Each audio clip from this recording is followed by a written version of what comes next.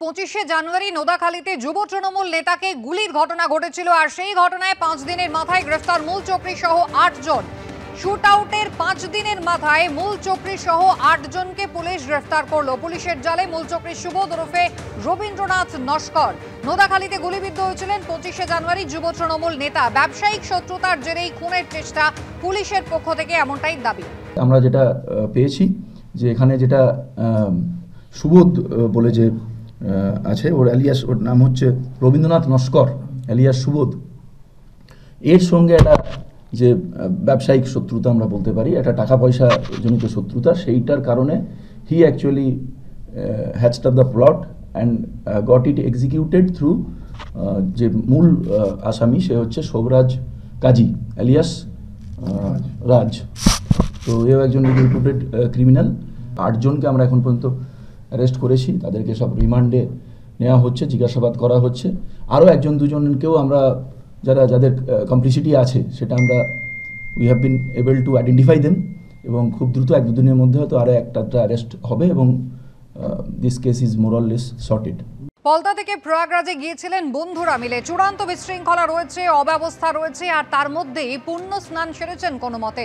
মহাকুম্ভে পদপিষ্টের ঘটনায় ব্যবস্থাপনার অভাবকেই দায়ী করেছেন পলতার বাসিন্দারা।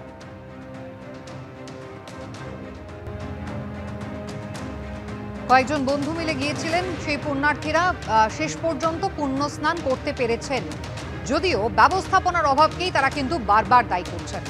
আমরা যে কুম্ভে যে 7 জন এসেছিলাম, আমাদের এক্সপিরিয়েন্সটা ঠিক কীরকম সেটা না হয় আপনারাই শুনে আপনারা ডিসাইড করুন যে আপনারা এরপরে কিভাবে আসবেন বা কি করবেন।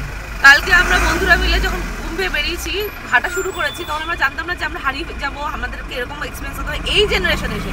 হ্যাঁ, আগে শুনেছি, গল্প শুনেছি যে কুম্ভে হারিয়ে যায়, বাট এই জেনারেশনে যে আমরা হারিয়ে যাবো আর আমরা খুঁজে পাবো না একজন আরেকজনকে, আমরা খুব লাকি মনে করি যে আমরা আবার একসাথে হয়ে একসাথে বাড়ি ফেরার জন্য রাস্তায় বেরিয়েছি। সেটা আলাদা বিষয় যে বেরোনো এখন অব্দি কিছুই আগাতে পারিনি, কারণ আপনি যখন কুম্ভে যাচ্ছেন আপনাকে ঠিকই করে রাখতে হবে যে আপনার ফোন কোনো কাজ করবে না। হ্যাঁ, ফোন কিছুই, মানে ওটা ফোন কাজ করছে না, নরমাল কল কাজ করছে না, নেট তো কাজ করছেই না, নরমাল কল কাজ করছে না। লাইভ লোকেশন শেয়ার করা আছে, লাইভ লোকেশন মানে লাইভ লোকেশন যখন আপনার কাছে পৌঁছাবে ততক্ষণে আপনি হয়তো নিজে চেষ্টা করলে হারিয়ে যাবেন। পুলিশ আপনাকে বলতে পারবে না যে আপনি এক্স্যাক্টলি। উল্টো বলছে, আমি বলছি আমি হারিয়ে গেছি, একটু হেল্প করো, ফ্রেন্ডসকে পাচ্ছি না। উল্টো বলছে আপনি কুম্ভে এসেছেন কেন তাহলে? কুম্ভে আমরা জিজ্ঞাসা করছি সংগ্রাম কোন দিকে, পুলিশ বলতে পারছে না। লোকজন কেউ ভিড়ের ঠালে এদিকে চলে যাচ্ছে, লোকজন ভিড়ের ঠালে ওদিকে চলে যাচ্ছে। ত্রিবেণী সংগ্রাম ব্লক করে রেখেছে।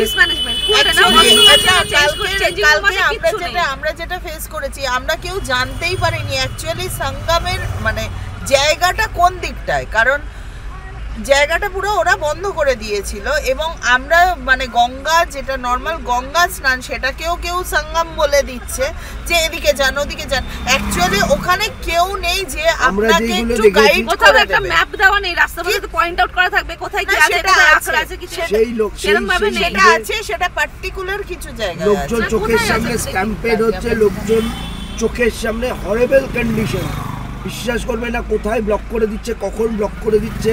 ওখানকার না লোকাল লোকজন জানে, না ওখানকার যে স্টলগুলো বসে আছে তারা জানে, তারা কেউ কিচ্ছু বলতে পারছে না। ওয়াজ আ ডেঞ্জারাস কন্ডিশন। সবথেকে বড় কথা, আমরা যখন 20 কিলোমিটার 25 কিলোমিটার আমরা জানি আমাদের হাঁটতে হবে, আমাদের সেটা মানে কোনো প্রিপারেশন নিয়ে গেছিলাম, সেই সব কোনো, কিন্তু রাস্তায় মিনিমাম তো আমরা যখন হাঁটছি একটু কিছু খাবার বা খাওয়া দাওয়ার জল এগুলো তো अवेलेबल থাকতেই হতো, অবশ্যই এগুলো তো ম্যানেজ করা উচিত ছিল। কিচ্ছু নেই। আমরা বুক করেছি গভর্নমেন্টের পেজ থেকে, সেখানে বুক করে একটা মানে আমাদেরকে ইনফর্ম করা হলো না যে রোডটা কি। আমরা যখন পৌঁছেছি প্রয়াগরাজ, আমরা জিজ্ঞেস করছি যে আমরা কিভাবে আসবো, বলছে আপনা समझ लीजिए कैसे आना है। এটা একটা কথা আমরা এক্সপেক্ট করি না যে কোথায় বুক করেছি এরকম ভাবে আমাদের রাস্তা বলা হবে। ব্রিজ ব্লক, পিপা পুল বলছে হেঁটে আসুন মেলার মধ্যে ঢুকে। পিপা পুল গুলো 24 সেক্টর 27 সেক্টর এন্টায়ার ব্লক বানিয়েছে কেন যদি মানুষ নাই যেতে পারে? সেটা নাকি শুধু শঙ্করাচার্য এন্ড এমার্জেন্সি সার্ভিসের জন্য। তাহলে ওইদিকে ট্রেনটা যে বানিয়েছে, তাহলে আমরা ট্রেনটা যে বুক করেছি, তাহলে আমাদেরকে ওই যে 8 ঘন্টা আমরা হেঁটে ওই যে পিপা পুল অবধি পৌঁছেছি, ওই ভিড় ঠেলে ওই মারাত্মক হরেবল কন্ডিশন, যেখানে লোকে চোখের সামনে লোকে যেখানে স্ট্যাম্পেড হচ্ছে।